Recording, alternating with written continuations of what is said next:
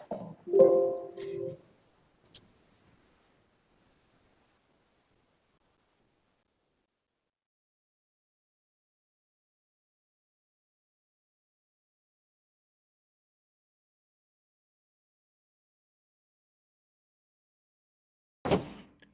Honorables, the presiding judge and judges of the Court of Appeals of the State of North Carolina.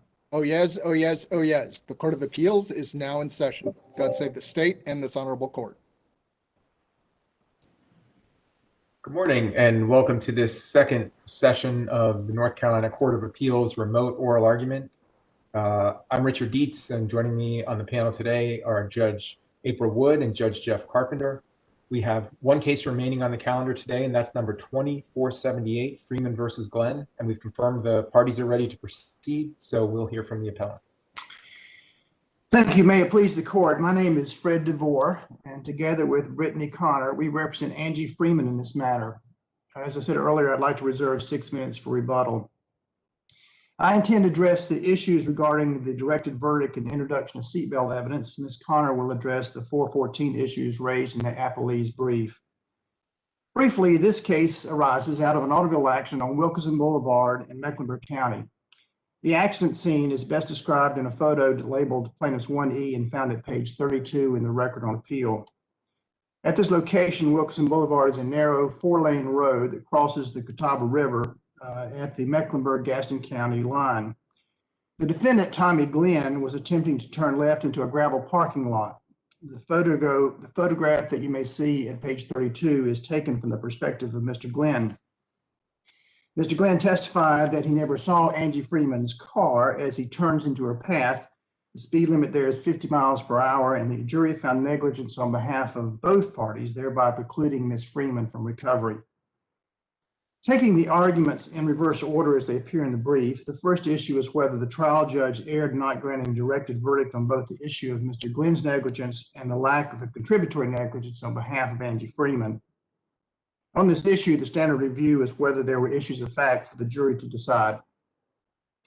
First, as to the negligence of Mr. Glenn, the jury determined that Mr. Glenn was in fact negligent. Therefore, his negligence having been conclusively established, the only reason I reference Mr. Glenn's actions is to show the lack of contributory negligence on behalf of Angela Freeman. At trial, it was established that Mr. Glenn was negligent per se for failing to yield to oncoming traffic, among other traffic moving violations. Significantly, however, he testified at page 202 of volume 2 of the transcript that he never saw Angie Freeman's vehicle until impact. I now ask the court to contrast that to the testimony of Angie Freeman. At page 128 of volume 2 of the transcript, a summary of Mrs. Freeman's testimony is as follows. When Mr. Glenn was first observed, he was approximately 1.5 car lengths in front of her. An average car is 14 or 15 feet, so that's roughly 20 to 25 feet. Secondly, that she testified there was not enough time to look to the left and swerve. She said the impact happened within 2 seconds of him pulling into her lane.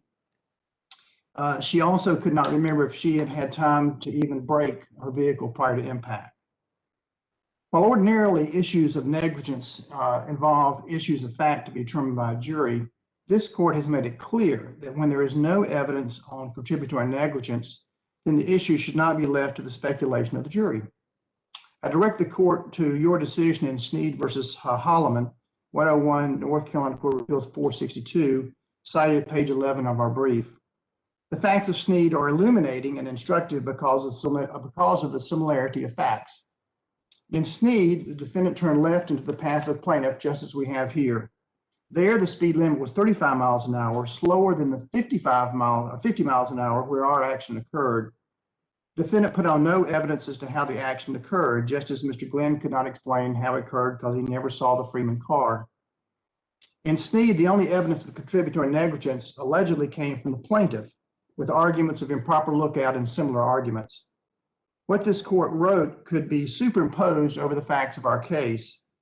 In affirming the trial court's granting of a directed verdict on the issue of contributory negligence, this is what the Sneed court wrote, and I don't like quoting, but I think this is particularly relevant because of the comparison between those facts and the facts in our case. The plaintiff's evidence tended to show that the plaintiff was approximately 2 or 3 car lengths away from the defendant's van and was traveling at 35 miles per hour and the 35-mile-an-hour speed limit when the van abruptly turned in front of him. The plaintiff testified the accident occurred so quickly that he attempted to apply his brakes but was unable to do so in order to avoid the accident. The defendants contend that the evidence of the plaintiff's failure to apply his brakes immediately prior to the accident was sufficient to raise an issue of fact regarding contributory negligence on the part of the plaintiff. There, the panel clearly disagreed with that argument. The defendant's efforts to distinguish Snead in the brief are unavailing. What is curious, however, is that in 3 of the 4 automobile cases cited by the defendant in its brief, the appellate court either A, affirmed a directed verdict disallowing contributory negligence, or reversed the trial judge where directed verdict was not allowed. For example, in the Supreme Court case of Chafin versus Brame, the court affirmed the dismissal of contributory negligence at directed verdict. And in Powell and in Radford, Powell, a Supreme Court case, they reversed the trial judge for not directing verdict on a contributory negligence in an automobile case. And in Radford, this court, at 74 NC App 87, also reversed the trial judge for not directing verdict. All 3 of those cases, 3 of the 4 cases cited by the defendant, vehicle cases cited by the defendant, the court found that directed verdict was appropriate when there was no evidence of contributory negligence on behalf of the plaintiff. Lastly, in Ellis versus Whitaker, 156 North Carolina Court of Appeals 192, this is another case from this court that reached the same result. In that case, the defendant pulled into the path of the plaintiff from a stop sign. There was an allegation that the plaintiff was speeding.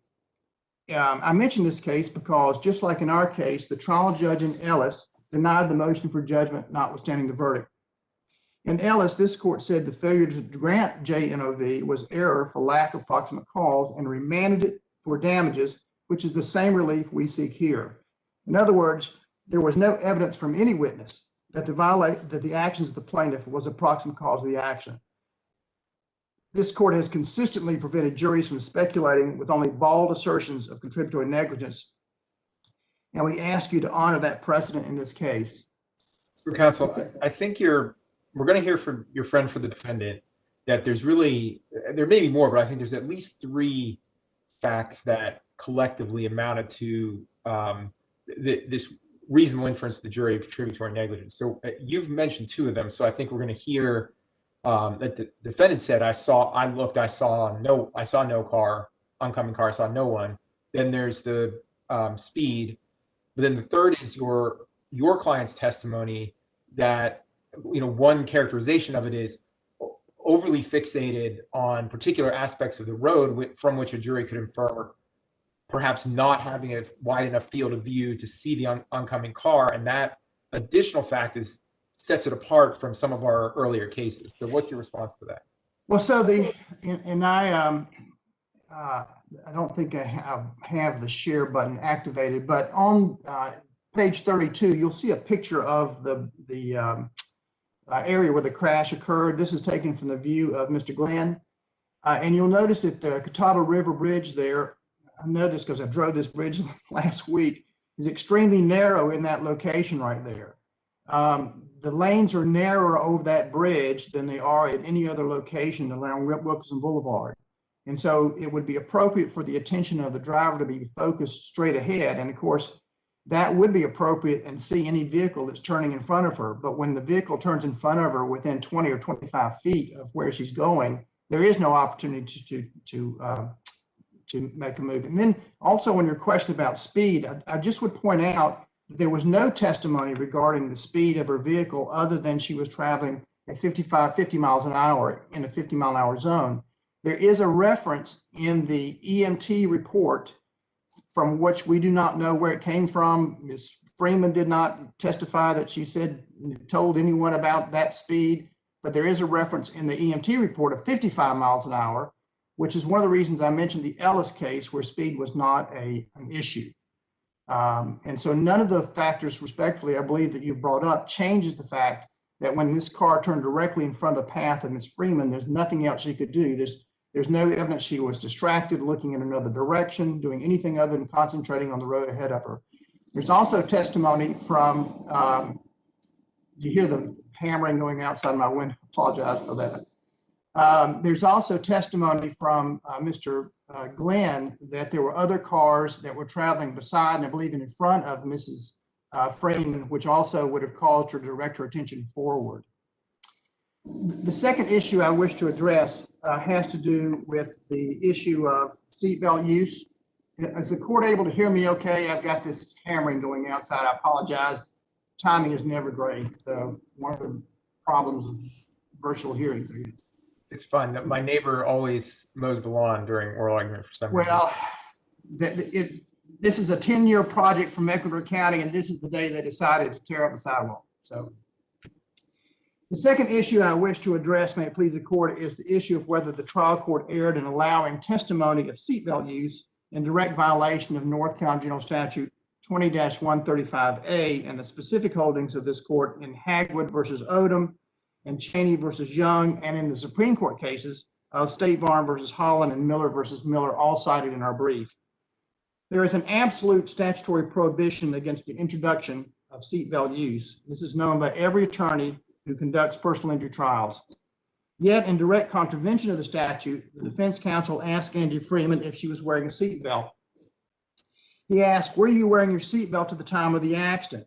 In the defendant's brief, it's argued that plaintiff's counsel should have immediately objected. However, I hope the panel understands that I, as the trial counsel, was in an impossible position at that point. If I objected to that question, the jury was going to immediately assume that she was not wearing her seatbelt. And so because defense counsel and I both knew from Ms. Freeman's deposition that she was wearing a seatbelt, I did not see the failure to object was a problem. The second time, however, when he asked the question how she was wearing a seatbelt, that is when the objection had been properly reserved and presented at that time, because both the use of the seatbelt and whether she had one or not or how it was used is strictly prohibited not only by statute, by the cases this court has previously held. So when you made that objection, there was a sidebar. Where in the record can we see what the parties discussed with the trial court during that sidebar conference?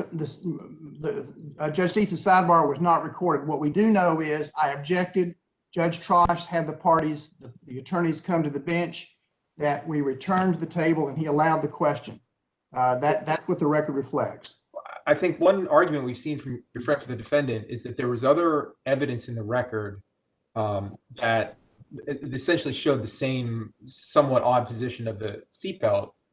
And so if the argument in the sidebar conference was this evidence is already before the jury and the trial court said, well, then I guess I'm going to overrule the objection, under our abuse of discretion standard, we may conclude that that was appropriate at that point to overrule it, but we don't know what the trial court was contemplating because we can't see what argument was made. So what do we do with that? So it's true that we don't have the recorded of the sidebar. There's no question about that. But the only other argument that is made in the appellee's brief is that because we stipulated to the medical records that somehow the fact that there is a reference in the medical record to her how she was wearing a seatbelt somehow allow that evidence to be considered. And that's just not right. And here's the reason. The medical records were introduced for the purposes of establishing the foundation for the medical bills. That was the purpose. They were not shown to the jury. Medical records routinely contain information that although introduced into evidence, would have to be redacted in the event that it is presented to the jury. For example, Social Security numbers, evidence of health insurance, private information about the person, perhaps medical issues that are unrelated to the accident. All of those things, although admitted for purposes of establishing the foundation for the medical bills, would not be admissible in the event, or have to be redacted rather, in the event they were submitted to the jury. In this case, the fact that the medical records make reference to how she was wearing a seatbelt cannot possibly abrogate the statute and this court and the Supreme Court's holding saying that evidence is not permissible for a jury to consider. I would also point out, Judge, that under 8C1, Rule 8C1-103D, that this court can review errors of the trial judge even in cases where a substantial right is involved and a proper objection had not been made, which I think is the case here. We also believe that Judge Trosh should have sua sponte have sustained an objection to the matter that prevented me from showing the prejudice that I was going to incur by making an objection. If he sustains the objection, then I'm not giving the appearance to the jury that somehow I'm hiding that evidence. It would be equally unfair if I had asked the defendant, is it true that you have purchased a $250,000 automobile insurance policy? Well, clearly that is not permitted and that's impermissible. But what do you do with it if that question comes out? With the same situation, I think this court should be very slow to establish any sort of precedent that would allow defense attorneys going forward to use this tactic to abrogate the absolute statutory prohibition against seatbelt use. Mr. DeVore, In both I understand your concern with that issue, but isn't that easily remedied through your motion in limine process? Well, it would be, except you wouldn't think that you'd have to file a motion in limine if the statute prevents its use. I understand, but I'm looking at the motion in limine on the record on appeal, and there's a reference to 414 bill versus paid, which is also the law. And that issue is going to be addressed by Ms. Connor, Judge. In fact, this might be a good transition to that very point, since Ms. Connor has researched this and I think is prepared for your argument. So with this, may it please the court, I'll yield my time now to Ms. Connor. My name is Brittany Connor. Oh, excuse me. May it please the court. My name is Brittany Connor. As it was mentioned, I represent the plaintiff appellant in this matter. With regards to the 414 issue, we're essentially asking the court to determine what the legislator meant when they said amounts actually paid to satisfy medical bills. And Judge Carpenter, to your question, I think the difference between 414 and the seatbelt issue is that there is a discrepancy in the language in the interpretation of 414 as opposed to a discrepancy in the language addressing the seatbelt issue. The issue that I was raising with Mr. DeVore is, notwithstanding the law prohibiting the testimony, you can certainly readdress that. For example, raising in your motion in limine that you don't want any hearsay evidence to come in. The law already says that, but you can certainly raise that in your motion if that's a concern going forward. That was the issue that I was intending to address with Mr. DeVore. I might not have been clear. It would not be the first time. I understood, Your Honor. If the court will allow, I think a very brief rendition of the facts and figures would aid in the understanding of the issues we're dealing with in this case with 414. Blue Cross Blue Shield paid approximately $26,000 and they wrote off about $7,000. Ms. Freeman, the plaintiff, owed or paid out of pocket about $6,000. R.R. Donnelly, the plaintiff's employer, asserted a lien in the amount of about $11,000, which plaintiff would be responsible for only if she prevailed in the action. Plaintiff contended, and the trial court agreed, that adding the amount of the Blue Cross Blue Shield paid to the amount plaintiff paid was the appropriate calculation under Rule 414, which equated to about $32,000. Defendants argued that had plaintiff prevailed during trial, she would have only been responsible for the payment of the $6,000 in out-of-pocket expenses and the reimbursement of the lien of about $11,000, which equated to $17,900 or so. So the crux of the issue here is whether an appropriate interpretation of Rule 414 requires a trial court to allow evidence of only the amounts that the plaintiff has to pay, in this case, the outstanding lien and out-of-pocket expenses, or as plaintiff contends, whether the appropriate amount is a calculation of incurred charges paid regardless of the source. So are you contending that the trial court made any error here? No, we are not. So this is an argument in which your friend for the defendant is arguing trial court made an error here. But yes, typically on appeal, an appellee can do two things. One is explain the trial court was correct based on the reasoning that it applied. Or second, argue any alternative ground to affirm the judgment. So make new arguments and say the trial court was wrong, but if the trial court had done the correct thing, it would still result in the exact same judgment and therefore affirm the judgment. If an appellee is saying, actually, the trial court made an error and the judgment should be different, typically you have to file a cross notice of appeal on that issue. Is there one in this case? No, Your Honor, I'm essentially responding to the arguments that I anticipate the defendant will make. If you Okay. prefer, I reserve that time to hear his arguments first. I'm fine with doing that. I'm happy to reserve the remainder of my time for that. No, counsel, I was just setting up a question I have for your friend for the defendant, which is, can we even consider this issue? Okay, great. Well, in that case, I think that the court should find in favor of the plaintiff on this issue, because the question of whether the trial court erred, abuses discretion with respect to this evidence is largely one of statutory interpretation, which favors the plaintiff.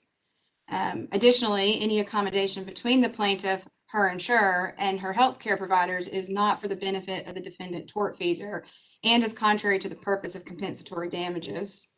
And last, limiting the admissibility of medical bills to only lien amounts as opposed to provider charges would only create further confusion. So with regard to the statutory language itself, I think it's important to read the three statutes that we cite in our brief together. They were all enacted in October of 2011. Rule 414 specifically limited evidence of medical bills to the amounts actually paid to satisfy the bill. I direct the court's attention to the specific use of the word paid. It's past tense, not that plaintiff will have to pay. Clearly, medical bills are satisfied when they are paid, not when a lien is paid. Lastly, the legislature specifically mentions regardless the source of payment, presumably anticipating these types of arguments. Secondly, 8-58.1 discusses the competency of an injured party as a witness to their medical bills, which is exactly the statute the plaintiff used in this case to introduce those medical bills without using the physical bills themselves. That created a rebuttable presumption of the reasonableness of those bills and put the burden on the opposing party, the defendant, to rebut the reasonableness of those bills. Lastly, the statute that discusses liens specifically, 44-50, again enacted in 2011 and amended in 2008, states that evidence of the amounts of the charges shall be competent in the trial of the action. The statute regarding liens specifies charges are competent in trial, not liens are competent in trial. Additionally, with respect to compensatory damages and any accommodation between the plaintiff and her insurer, I suspect the defendant will argue, as he did in his brief, that to allow evidence of the actual charges paid as opposed to the lien amounts to a double recovery. However, receiving a health insurance benefit, which plaintiff has to pay for, and being compensated for medical charges by a tortfeasor is not a double recovery. A double recovery instead would be in introducing the total charges by the provider and introducing the amount of the lien. The purpose of compensatory damages are to restore the victim to her original condition and give her back what she lost, so far as it may be done by money, with money. The measure of damages should be used to further the purpose of damages, to give her back what she lost, not to create a windfall for a defendant tortfeasor because a plaintiff had good health insurance. Which leads me to my next point, last point, which is limiting admissibilities to lien amount as opposed to medical bills would only create more confusion. I think the trial court judge hit the nail on the head when he stated, we all know they end up adjusting, they being the lien providers. He said, my concern is we should just guess what they're gonna pay instead of what they have to pay. And that's volume 1 of the trial transcript on page 18. What the defense is asking this court to do is essentially create a situation where plaintiff is litigating medical bills solely for the benefit of the health insurance company, and taking the defendant's argument to the extreme in situations where with ERISA, where there is no lien, which happens when employees pay those benefits, would create a situation where there are no admissible medical bills. And surely it was not the intent of the legislature to create situations where plaintiffs would have no admissible medical bills, despite thousands or hundreds of thousands of dollars in medical treatment. In summary, as to this issue, should the court remand this case to the trial court for a determination of damages only, plaintiff be allowed to introduce evidence of the amounts charged and paid by health insurance or otherwise, plus out-of-pocket expenses. And I would like to reserve the rest of the time for rebuttal. All right, thank you, counsel. We'll hear from the appellee. May it please the court, your honors, John Jeffries from the Mecklenburg County Bar on behalf of the defendant appellee, Tommy Glenn. I know your honors have already heard some recitation of the facts, but I think it's important to go into that a little bit further. As was cited in the record on appeal, pages 32 through 35 contain, pages 31 through 34 contain photographs of the accident scene taken from the perspective of the defendant driver. These are important for a number of reasons. First and foremost, your honors can see that this roadway presents a clear, unobstructed view in both directions of travel for several hundred yards adjacent to the accident scene. It is undisputed that on the afternoon of the subject accident, the weather was clear and sunny, and that there were no obstructions to the view by the driver in the lane. What has been ignored is the testimony of Mr. Glenn. Mr. DeVore suggested that because Mr. Glenn indicated that he didn't see Ms. Freeman's vehicle prior to the collision, that Mr. Glenn had not presented any evidence to refute allegations of negligence against him, but that is far from the truth. First, I would point out Ms. Freeman also testified that she did not see Mr. Glenn's car until the point at which she struck it.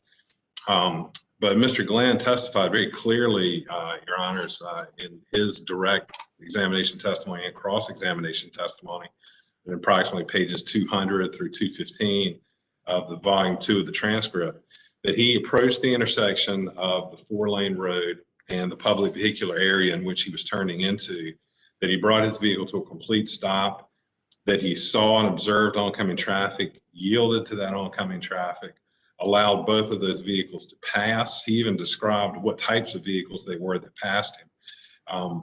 Whereas by contrast, Ms. Freeman had no recollection of whether or not there was even any traffic around her. In fact, she testified that there was not, and she could not describe any of the vehicles in the immediate vicinity at the time of the accident. So Mr. Glenn's testimony was certainly much more detailed and much more clear. It's also important that Mr. Glenn testified that his vehicle was an older model Cadillac, I believe an early 90s model, sedan DeVille. He testified that the vehicle was at least 20 to 22 feet long. But what's important, most important perhaps about Mr. Glenn's testimony is he testified he came to a complete stop before making the left turn, allowed that oncoming traffic to pass, looked down the roadway and observed his path to be clear, and then began to slowly make a left turn from the lane of travel he was in across both of the two westbound lanes, and that he had virtually completed his turn and that the large majority of his vehicle had already entered the public vehicular area, the parking lot, at the time Ms. Freeman struck him in the rear portion of his vehicle. And again, those facts are undisputed. And on page 153 of volume 2 of the transcript, Ms. Freeman is asked whether she has any specific recollection to refute Mr. Glenn's description of the events, and she indicated that she did not. So those issues are very important as we move into the discussion of the plaintiff's argument about directed verdict. And I'll start there, even though that's not the way the issues are presented in our brief, but since the plaintiff started there, I will. So the facts before your honors and before the court with regard to Mr. Glenn's testimony, and again, this evidence must be viewed in the light most favorable to Mr. Glenn and giving him every inference, as is the standard review for directed verdict. So the facts are undisputed. He brought his vehicle to a complete stop. He yielded the right of way to oncoming traffic. He waited for that traffic to clear, and then he executed a turn after observing he could do so in safety. I think it's very important to note Mr. Glenn's testimony about his speed, and he indicates that he never got up to more than 5 to 10 miles per hour as he slowly executed the turn. And again, that's why I asked these questions of Ms. Freeman and Mr. Glenn that were very important, because if you look at the size of that vehicle, your honors, and the slow rate at which the vehicle was maneuvered, there is a significant amount of time in which, and you look at the clear straightaway from which Ms. Freeman approached, there's a significant amount of time during which that vehicle would have been visible to a reasonably observant person in those oncoming lanes of travel, making that turn, because it simply takes a certain amount of time for a vehicle that size going that rate of speed to move out of one lane of travel, through that lane and across 2 additional lanes of travel and into a parking lot to execute that turn. And it is highly significant that Ms. Freeman's vehicle struck the defendant appellant's vehicle in the passenger side rear quarter panel, indicating that he had almost completely made that turn. So again, I don't know that there's even sufficient evidence to establish negligence on his part, in that he did yield the right of way to oncoming vehicles. If your honors look at the statutory provisions cited by the plaintiff that he has relied upon, primarily is Chapter 155B, which provides that the driver of a vehicle intending to turn left within an intersection or into an alley, private road, or driveway shall yield the right of way to any vehicle approaching from the opposite direction, which is within the intersection or so close as to constitute an immediate hazard.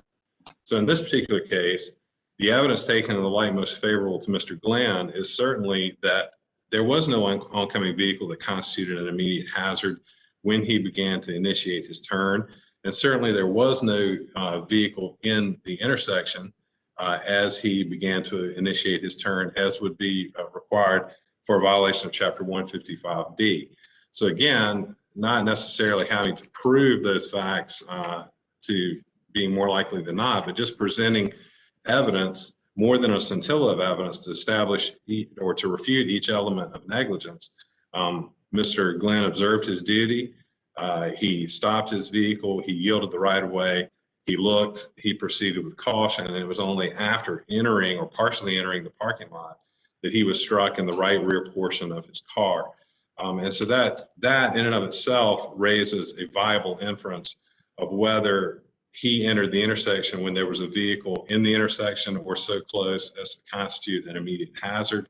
And again, just looking at the photographs, which I've cited in the record, I would note for the court's attention, those photographs were admitted as substantive evidence, not as demonstrative.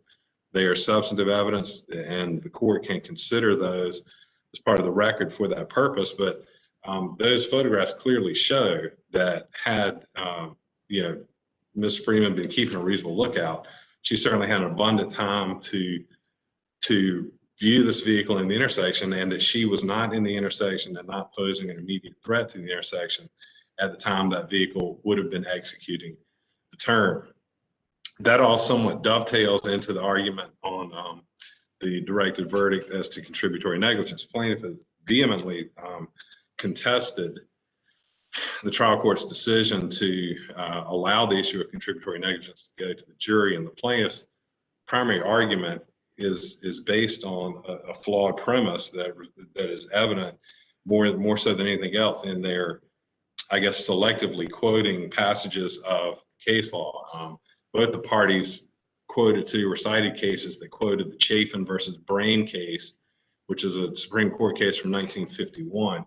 The difference is that the plaintiff only quotes a portion of the court's holding, and that holding is that a person is entitled to assume and act on the assumption that every other person will perform his duty and obey the law, and that he will not be exposed to danger which can come to him only from the violation of that duty or law by the other person.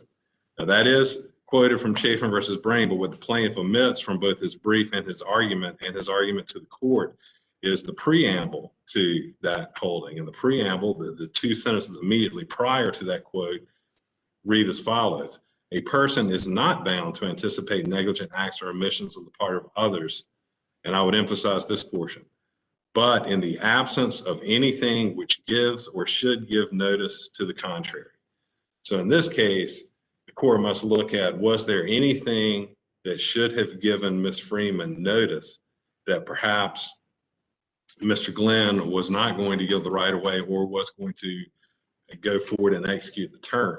And there's a case, Your Honors, that is right on point, that is not cited in our brief. It probably should be, but it's the 1959 Supreme Court case of Carr, C-A-R-R versus Lee, L-E-E. And the court holds they are extremely important. One who has the right-of-way at an intersection does not have the absolute right-of-way in the sense that he is not bound to use ordinary care in the exercise of his right. When he sees, or by the exercise of due care should see, that an approaching driver cannot or will not observe the traffic laws, he must use such care as an ordinary prudent person would use under the same or similar circumstances to avoid collision and injury. His duty under such circumstances consists in keeping a reasonable lookout, keeping his vehicle under control, and taking reasonable precautions to avoid injury to persons and property. So this is essentially the case against Ms. Freeman with regard to the issue of contributory negligence. The plaintiff omits the argument that, you know, she's not required to anticipate the negligence of others unless there is a reason that she should do so from reasonable observation. And the plaintiff omits this discussion of the fact that her right-of-way, if she did in fact have the right-of-way pursuant to 155D, is not absolute, and she still maintains a duty to look out and a duty of proper care or a duty of reasonable care to prevent injury. So what does the evidence show with regard to the plaintiff's behavior? First, Your Honors, at the transcript in her testimony, page 126, she acknowledges that she was concerned about being able to get home in time to prepare her dinner. She was in somewhat of a hurry. As the court pointed out previously, she testified that she was distracted and totally focused on crossing the narrow bridge on pages 145 and 146. Page 146, she acknowledges it's a clear straightaway. And she acknowledges that the plaintiff was driving a large vehicle and that she struck the rear portion of that vehicle as it entered the parking lot. And again, Your Honors need to do nothing more than look at the photographs, which are substantive evidence, to see that she had an abundant opportunity to keep a lookout and observe the oncoming traffic. And as I mentioned previously, she does not dispute the testimony of the defendant. So again, under those circumstances, taking the evidence in the light most favorable to the defendant, there is an abundance of evidence from which the court could find that a jury, or from which the court could determine a jury could find contributory negligence. I do want to talk about the cases just a minute because they are significant. And the plaintiff has relied on the Snead versus Holloman decision with regard to this point. And they quote in their brief and they discuss in their argument how eerily similar the facts of Snead versus Holloman were to the present case. And Your Honors, nothing could be further from the truth if you look at the Holloman decision. In Holloman, there is testimony that the plaintiff was an oncoming motorist and saw a delivery truck in a center turn lane with its turn signal illuminated, that the plaintiff driver was alert and aware and was able to describe traffic conditions around him, and that he approached the defendant vehicle expecting the vehicle to turn after he passed because the vehicle had not yet turned. He approached the vehicle at 35 miles per hour, I believe, and the defendant vehicle made a turn 1.5 to 2 car lengths from the time the plaintiff's vehicle approached him. That vastly differs from the present case in which the plaintiff had hundreds of yards of clear unobstructed view between where her vehicle was situated and the scene of the accident. The defendant was coming from a stop position. The defendant appellant proceeded slowly, yielded the right of way to other oncoming traffic. There was no obstruction to the plaintiff's view. And the plaintiff, as Mr. DeVore was questioned by Judge Dietz, the plaintiff can offer no explanation for if her testimony is that she didn't see the defendant until immediately before he turned. It just simply doesn't fit with the evidence in the record. She can offer no explanation for why she didn't see him when he was making this slow traffic maneuver across multiple lanes of traffic directly in her path, with her having a clear unobstructed view. So from those facts, the jury could certainly infer her contributory negligence. I think it's odd that the plaintiff did not mention the case of White versus Greer, which is a 1982 Court of Appeals decision. And ironically, the plaintiff cited this case in his brief for a procedural issue, but completely ignored the substantive holding. If the court truly wants to look at a case that's on all fours with the present case, you need look no further than the White v. Greer case. In that case, the plaintiff was operating a motorcycle at 35 miles per hour over the crest of a hill. The defendant turned left into a private driveway from the dominant road into a private driveway, had almost completed his turn when he was struck in the passenger side rear by the motorcycle. The court in White noted that the motorcycle operator had 275 feet of visibility and left 88 feet of skid marks prior to the scene of the accident. And most importantly, the defendant looked but did not see the plaintiff approaching, which is exactly the factual circumstance we have here. Now, Mr. DeVore suggests that because of that testimony from Mr. Glenn, that Mr. Glenn has put on no evidence to refute his own negligence or forecast evidence of the plaintiff's negligence. And that simply isn't true when you look at a comparison between the facts of this case and the facts of White. Here, the plaintiff had more distance to see. There's an admission in the medical records that were admitted into evidence that she may have been exceeding the posted speed limit. She has offered conflicting testimony about when she applied her brakes, if she applied her brakes. That's clearly set forth in the record. And what's important about the White case is the court wisely noted the issue of contributory negligence is properly submitted to the jury.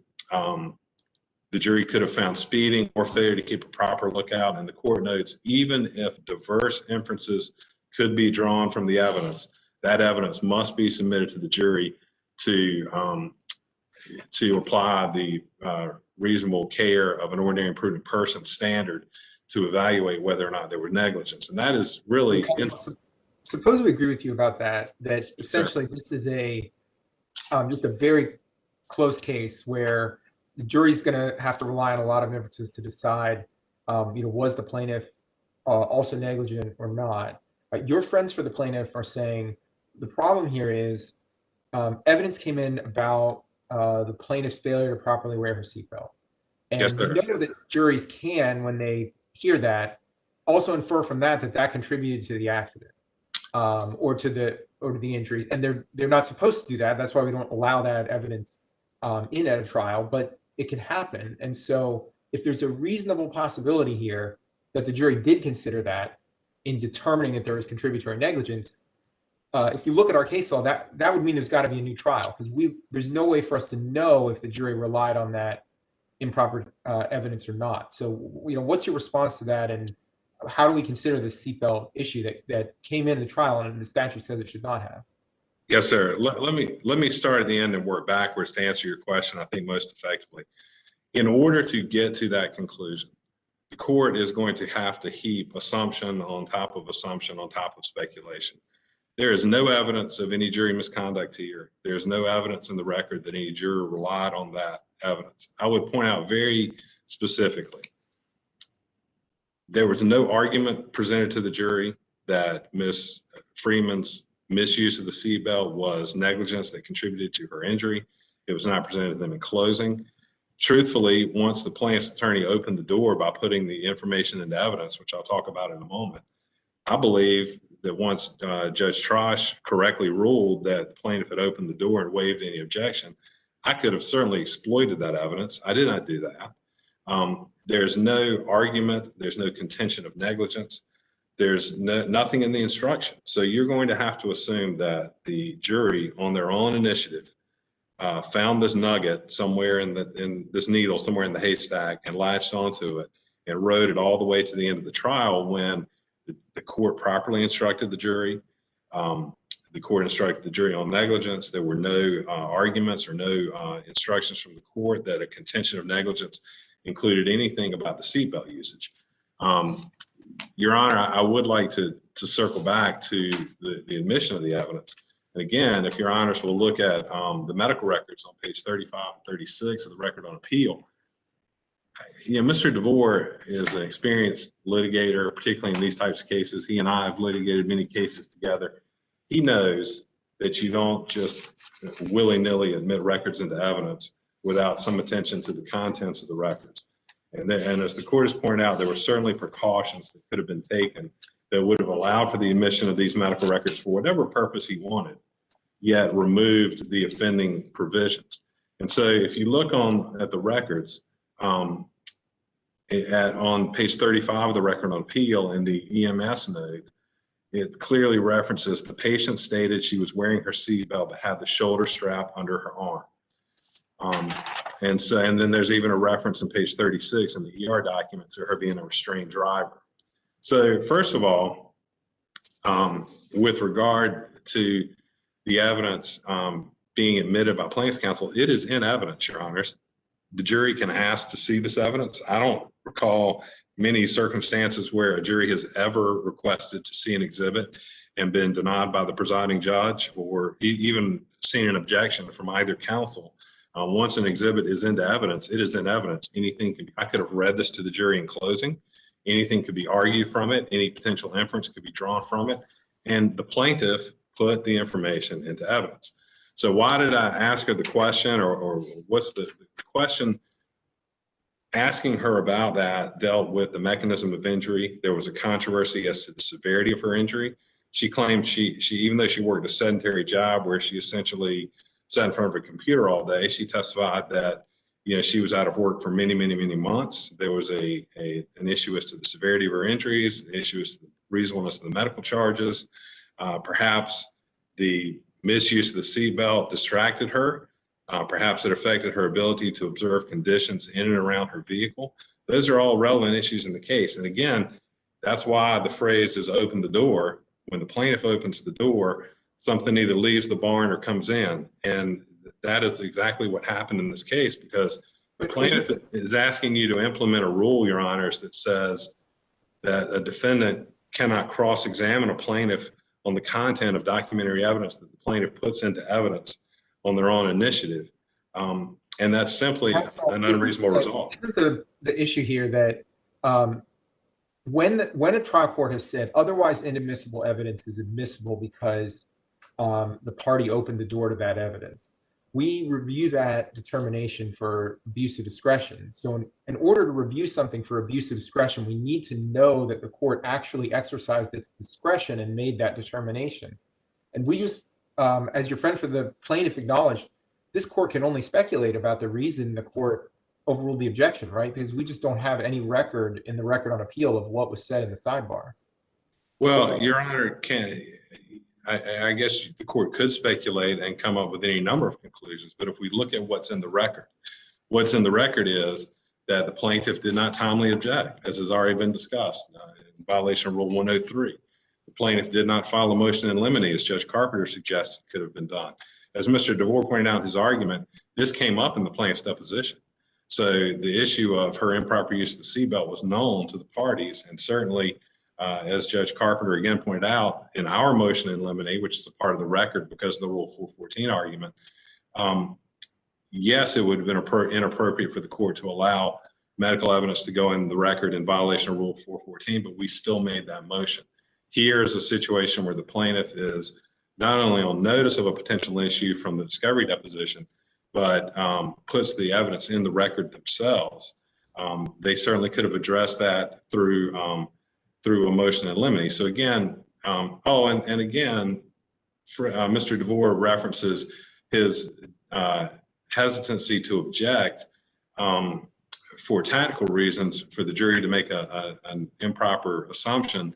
Again, the court had already given a preventative instruction to the jury in transcript volume 1, page 49, about not making any inference from an objection or ruling on an objection. So Judge Trosh had already properly instructed the jury to prevent the very ill that Mr. DeVore claimed. So again, if we look at what's in the record as opposed to what we could assume or speculate, what is in the record is certainly sufficient to justify Judge Trosh's denial of the motion. And in light of that, the court has to give deference to the fact that, you know, the defendant simply, you know, was examining the plaintiff on evidence that had been admitted into evidence and by the plaintiff, and any waiver or failure to object. Again, Rule 103 references a motion to strike, and not only did Mr. DeVore not object, he has not made any motion to strike that testimony from the record. So again, yes, Your Honor could speculate as to any series of events that led Judge Trosh to rule the way that he did, but truth be told, there's sufficient evidence in the record that the court can rely upon and should rely upon in sustaining the trial court's ruling on the issues of waiver. And you mentioned waiver and other circumstances. The case we cited in our brief, the criminal case of State versus, I apologize, let me get the correct site. The criminal case of involving the hearsay evidence. That case was State versus Short, a 1998 Supreme Court case. In State versus Short, there were specific objections to hearsay conversations between co-conspirators or one of the co-conspirators and a witness. And the court sustained an objection and excluded them. Later testimony elicited also by the district attorney, as was the first question, which had been objected to and excluded. Later testimony elicited the actual substance of that conversation. There was no objection, and the Supreme Court held that's a waiver of any objection to that evidence. So again, the point being, there are multiple grounds upon which this court could affirm Judge Trosh's ruling without having to venture into speculation for the to search for a reason. I did, since I'm down to under 5 minutes, Your Honors, I wanted to speak briefly on the cross assignment of error, the Rule 414 issue. And I will tell you that litigators in the state are thirsting for this court and the Supreme Court to rule on the interpretation of some very significant portions of Rule 414. What we're asking this court to do is balance the intent of the legislature in passing the 2011 tort reform with the well-established law of compensatory damages in the state, that the intent of compensatory damages is to compensate the plaintiff for pecuniary losses and restore the plaintiff to his or her original position and return to them that which was lost. It is not to result in a windfall profit for plaintiffs or their attorneys with respect to this issue of medical bills and collateral source. Can I ask a question, counsel? If Yes, sir. we agree with you that on the contributory negligence issue, and so we find no error in the trial court's judgment that was entered here. Yes, sir. You're not asking us to address this issue, are you? You're not asking us for a new trial. That is correct, Your Honor. If there's a new trial. So if there's a new trial, you're saying address this. But if our mandate was new trial, this question is moot because all evidentiary rulings of the trial court are wiped away, and you can raise this issue again before the trial court in a new trial. So I'm struggling to see, without a cross notice of appeal, how there's any issue that we could ever address here that wouldn't just be an improper advisory opinion. Well, and that's a valid point, Your Honor. Again, I mentioned in my preamble the desperate feel for members of the bar, and particularly members of the trial bar, to have some better understanding of the mandates of this evidentiary rule and how it's going to be applied. I mean, I'm sure Your Honors and your clerks in addressing this issue have seen that the well is dry. There's very little out there in terms of how we're to function. And so,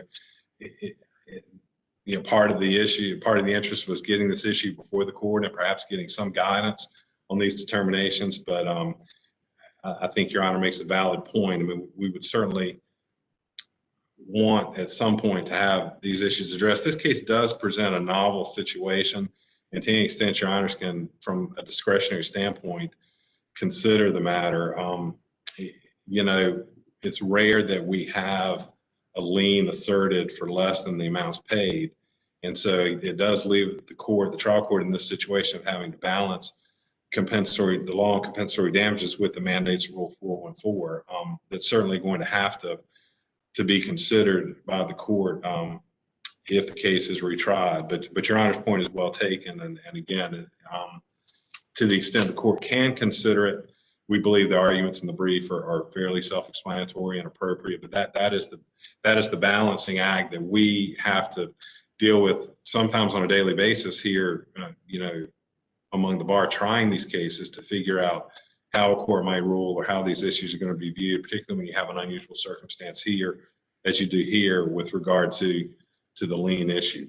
But again, Your Honors, I think you don't have to get to that issue because, the court has to give deference to the jury's finding when they were presented such clear evidence from which they could have found contributory negligence without any regard to any issue of seatbelt usage.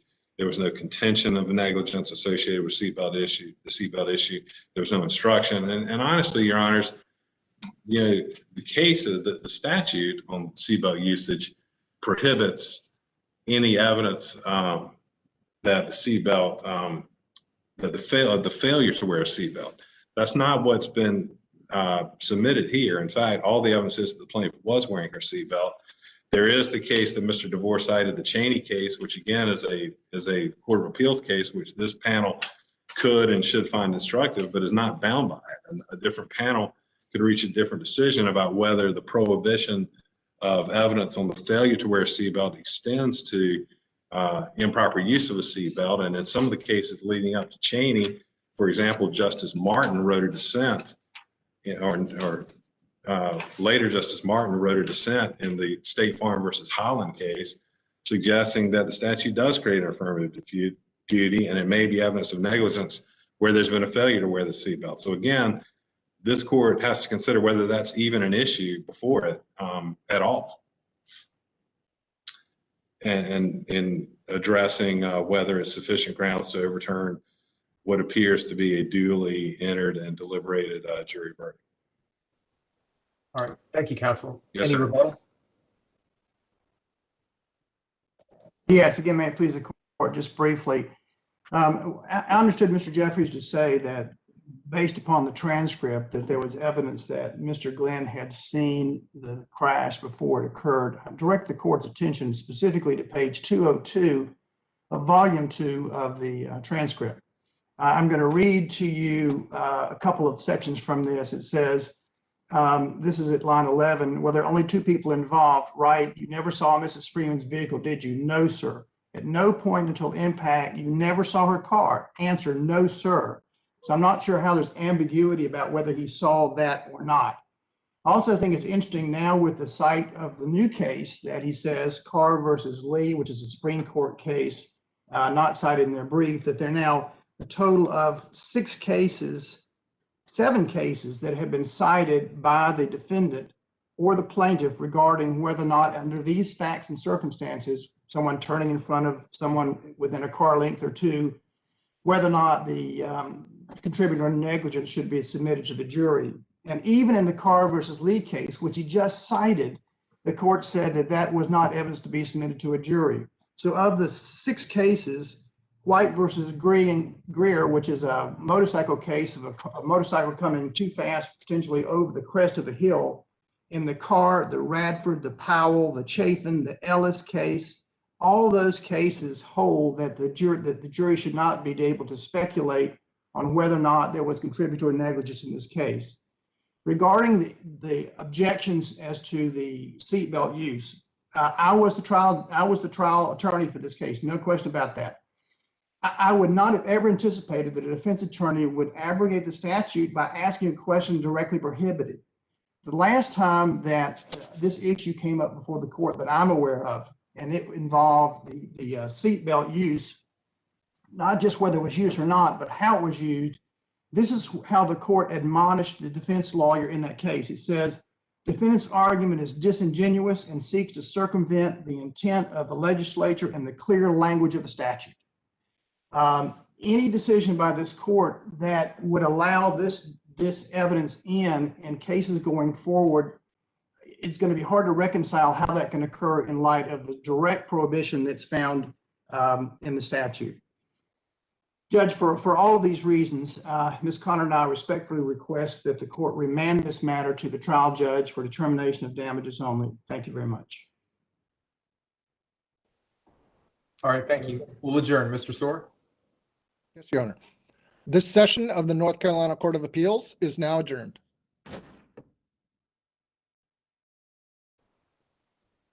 All right, thank you, counsel. We appreciate your arguments and thank you for being willing to do this argument remotely. You're free to drop off now at any time. I know it's not quite like the courtroom where you can leave, but it's over. So thank you all. Thank you, guys. It was a pleasure appearing before you. Thank you. Thank you very much, Judge. Thank you for your consideration. Thank you.